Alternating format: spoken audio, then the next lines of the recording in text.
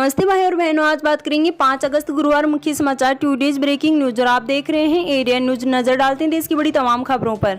जयपुर में ATM hacking मामले में खुलासा। जयपुर में बैंक ऑफ बड़ौदा के एटीएम को हैंग कर 2 विदेशी महिलाओं ने 32 लाख रुपए लूट लिए थे। दोनों साथी महिलाएं फर्जी पासपोर्ट पर लंबे समय से भारत में घूम रही थी। SOG special operation group police की जांच में दोनों के नाम व पते फर्जी पाए गए। महिलाओं के पासपोर्ट बेंगलुरु पुलिस ने जब्त कर लिए थे। इसके बाद दोनों ने दलालों के जरिए फर्जी पासपोर्ट बनवा लिए। एसओजी ने मास्टरमाइंड हैंकर को भी गिरफ्तार कर लिया है। खास बात यह है कि हैंकर दिल्ली से बैठकर पूरी मॉनिटरिंग कर रहा था। केवल 3 मिनट में ही एक ही एटीएम से 8.40 लाख रुपए निकाल लिए थे। एसओजी के इंस्पेक्टर उमेश सिंह सोलंकी ने बताया कि दिल्ली के चंद्र विहार में रहने वाले नाइजीरियन संडे कलेजी को गिरफ्तार किया है।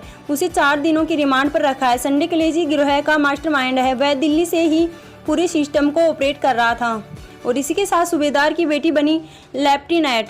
बाड़मेर की बिटिया प्यारी चौधरी भारतीय सेना में पहली बार में मेडिकल विभाग में लेफ्टिनेंट बनी है। प्यारी ने नहीं केवल बाड़मेर का नाम रोशन किया, पूरे राजस्थान का नाम रोशन किया है। प्यारी चौधरी संभवतः बाड़मेर की पहली महिला लेफ्टिनेंट है।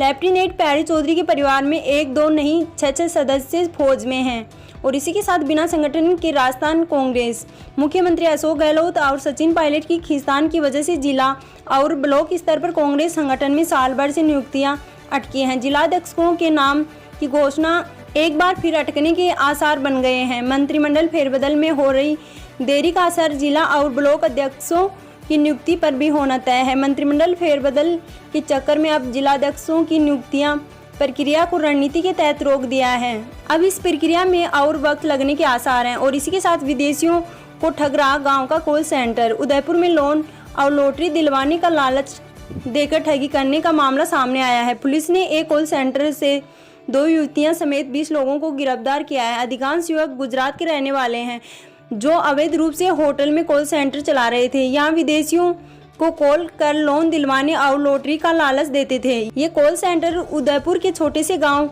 लोयरा में चल रहा था और इसी के साथ कोरोना को लेकर सीएम की चेतावनी।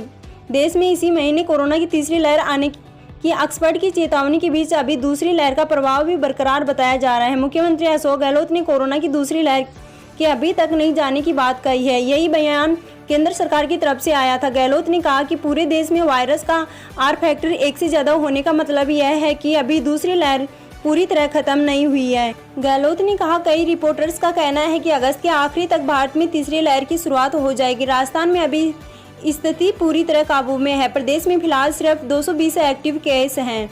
यह संख्या लगातार कम हो रही है। यहाँ R फैक्टर 0.5 है। प्रदेश में प्रतिदिन मरीजों की संख्या भी 10 से 50 के बीच है। रोज की बड़ी खबर जानने के लिए चैनल को सब्सक्राइब करें, पास में बेल आइकन बटन जरूर दबाएं।